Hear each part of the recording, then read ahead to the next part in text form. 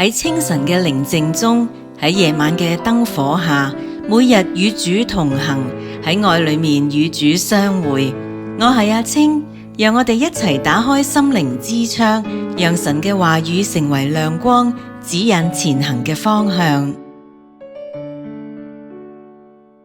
平安夜2，路加福音第2章8至14節。在伯利恆之野地裏，有牧羊的人，夜間按着更次看守羊群。有主的使者站在他們旁邊，主的榮光四面照着他們，牧羊的人就甚懼怕。那天使對他們說：不要懼怕，我報給你們大喜的訊息，是關乎萬民的。因今天在大衛的城裏，為你們生了救主，就是主基督。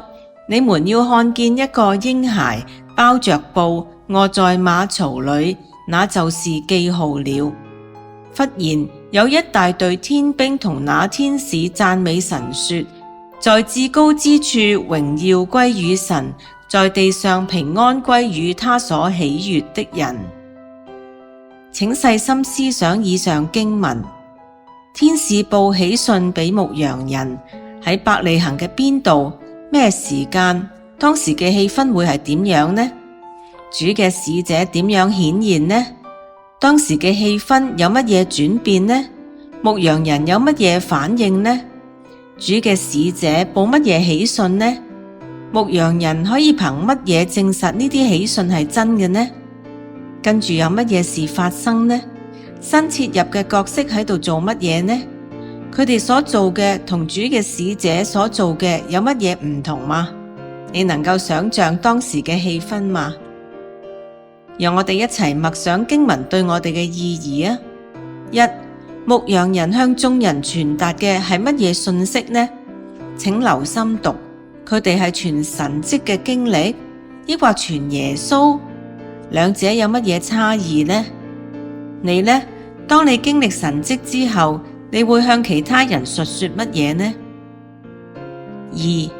瑪利亞同眾人聽見牧羊人傳達嘅訊息之後，有唔同嘅反應，點解呢？瑪利亞會將所聽嘅話存喺心裏面，呢個係乜嘢意思呢？當我哋唔明白神所講嘅話嘅時候，我哋會詫異，然後忘記，抑或記喺心中，然後反覆思想呢？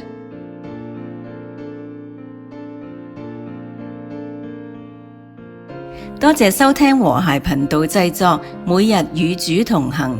材料改編自國正網絡細味煮物語，原作者楊海恒。好開心能夠同你分享上帝嘅話語，一齊研讀聖經，靈命成長。歡迎你喺我哋嘅 Facebook 留下足跡，聽日見啦！